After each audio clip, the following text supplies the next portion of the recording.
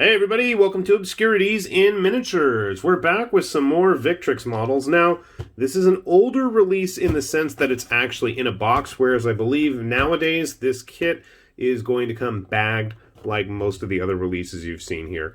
So I've got a fair amount of Roman Republic Legionnaires that Warlord I think has a pretty good job on, but I don't have any real Republic Allied Legions. So I thought, you know what? Victrix has a set of these. I've been waiting for a good excuse to put together one of their big, massive boxes of Romans, and I don't think this is going to disappoint. This is the Italian Allied Legions, and they are Legionnaires in mixed armor. Plus, like most of their Republic sets, they have the Velites and a command sprue. And much like all their other kits, you're going to get a whole lot of dudes out of this box. I believe, yep, this is going to make another 60 figures. So if you were going to do mass combat games like Hail Caesar or any of the various Clash of whatever type games, I think this is going to be a great set to start you off on a full army. If you're going to do skirmish stuff like SPQR, I think you've got all sorts of parts here to make a great little warband.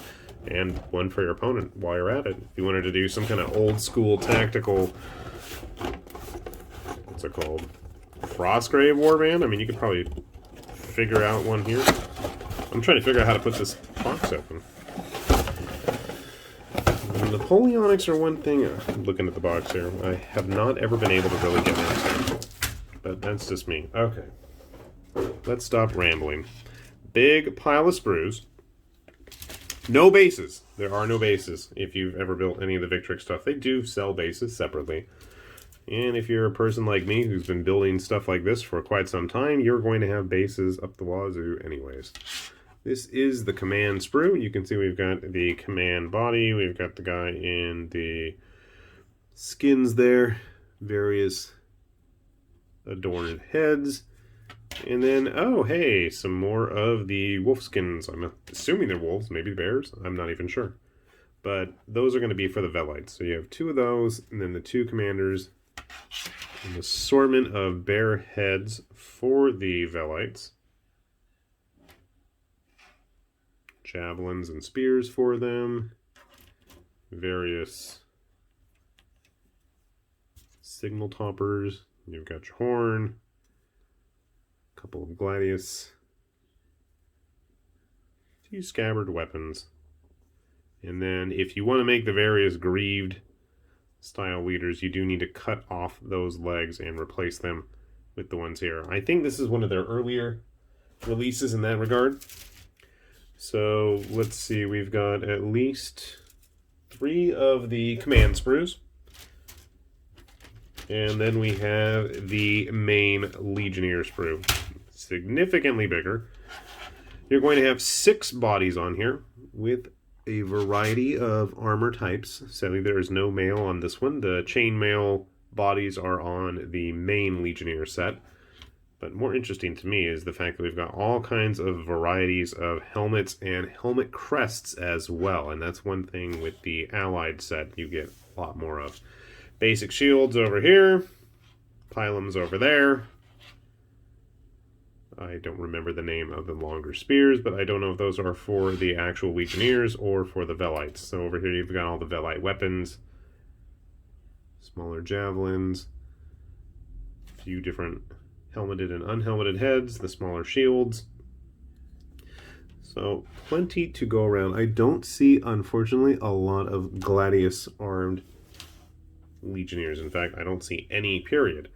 So if that's something you are looking forward to, you're not going to get it with this kit. Everybody's going to basically be armed with the pilum. But that isn't necessarily a bad thing. I know if you want more of the gladius type arms, you can always hit up one of the other Roman kits, or, you know, grab some from Warlord.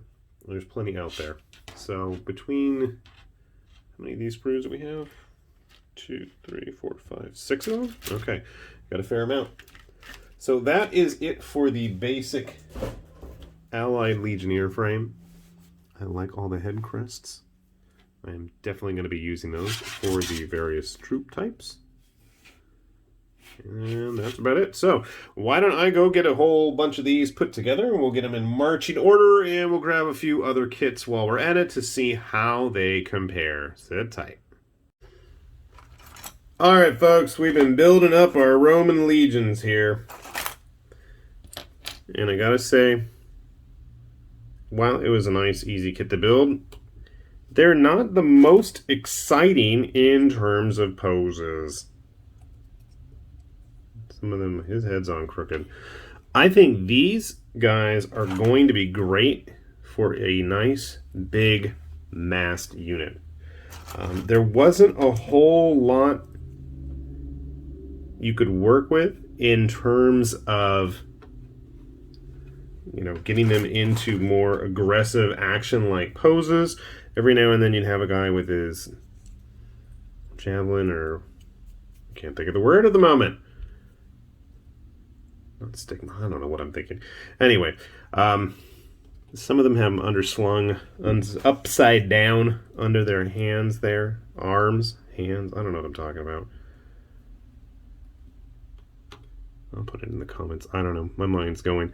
So you can see, to me, these guys, they look nice. The quality of the kit is really good. If you're specifically looking for this type of model, you know, these later Republic type auxiliary legionnaires, I think they're a nice kit. But to me, they just don't match up with the variety that you can get out of the earlier Imperial guys. To me, the Imperial guys, there's more variety in terms of the poses. Obviously, I know, different eras, different times, different uses. Plus, these guys seem a little bit bigger, and I don't know if it's just the bases they're on. Is that going to make a difference? Ooh, possibly. Yeah, I guess that kind of evens it out. I just felt like I had more variety in terms of what I could do with the models with the excuse me, earlier Imperial guys. But that's just me. Obviously, like I said, different time periods, different era, different uses. And that's just the main auxiliary guys. Obviously, when you start getting into like the Velites, there's definitely a bit more variety in terms of poses and what they're doing. Wait, you're not a Velite. What are you up to, my friend? You're doing your own thing, I guess. I'm absolutely sure that I just did whatever with the command sprue, and I probably wasn't putting them together the way I was supposed to, but you know what? I don't care. I had fun doing it, and I'd do it again. But yeah, the Velites are definitely going to be on their own bases, whereas I'm thinking I might actually just go ahead and, I know you're on the wrong body. I don't think you're supposed to be carrying that horn, but it is what it is. That's how you got built. I feel like I don't get the pose they're going for, and I don't think these were actually Velite arms because they were on the main Legionnaire sprue, so I'm not sure. I'm just going to stick those guys on the end. I'm thinking I'm going to finally try doing some multi-basing. These guys are so similar looking, and they're just kind of static in terms of how they're posed. To me, it seems like a perfect opportunity to put them into smaller bunches and keep them easier to move around. There weren't a lot of gladii on the sprue either. That was a bit disappointing. But size-wise, I mean, they look like they'll stack up okay with plenty of other Victrix models. Let's see if I can grab a similarly sized base to put some guys on here. Of course, I don't have the exact same bases now. I used them all up. Here, let's grab a Velite. And let's grab... I like you. Congratulations. You are going to be a guinea pig for getting posed. And let's get everybody else out of the way here,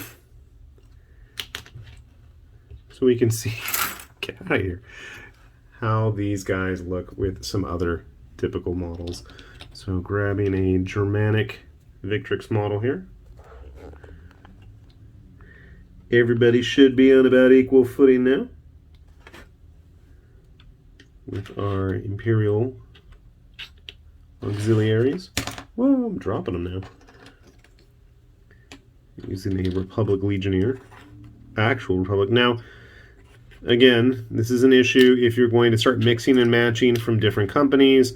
Obviously, this is a Warlord figure, and it's going to look a little bit smaller in comparison, but, you know, it's not anywhere near as bad as if you're going to be grabbing, let's say, some of Warlord's earlier Imperial guys compared to... Yeah, there's a huge difference there. But, you know, they're from the hinterlands. They grow them bigger out there. What can you say, right? So I think, again, to me, I'd be keeping the units separate. I wouldn't be mixing and matching from different companies. I think you're going to have way too many issues in terms of size then. Grabbing a couple other random models. If you wanted to mix these guys in with, like, say, Frostgrave models for some weird reason, or with Reapers humans, or a WizKids human, I mean, it does work. I think there's definitely room to mix and match there. Why you have different era Romans hanging out with fantasy people, that's entirely up to you. I'm not going to hate on that. You know, you do you. But I think in terms of where this particular kit stacks up with the rest of Victrix's lineup, I'm going to take a wild guess that this is an earlier kit. Number one, because the fact that it came in a box, and I've never seen any of the newer kits ever in a box, so that's a big one for me. The sprue layout, and just the fact how the figures are designed versus a lot of the newer ones. I've built quite a few of the newer Victrix kits, and I think just in terms of how things are posed, there's a lot more variety there. Not that this is necessarily a bad kit, and, you know, I think for what it sets out to do, it does pretty well. You have quite a lot of variety in terms of helmets, and those heads are actually going to work on a lot of the other bodies that Victrix makes as well. So if you really wanted to mix and match, and let's say, you know, if you wanted to take some of their Germanic troops, for example, and start slapping armor and bits on them that they've scavenged off the battlefield, for example, well, that's totally doable too. You know, why not if they want to be looting the dead bodies? So something to keep in mind, even if it's not necessarily your, you know, desire in terms of having lots of dynamic poses. It does its job, and it does its job well. And I think for big, chunky blocks of Roman infantry, I think this is a great-looking kit. You get, you know, a little bit of variety in terms of both the armor. You know, you've got, like, the various chest pieces and plating that everybody's wearing. So there's a lot of unique bodies.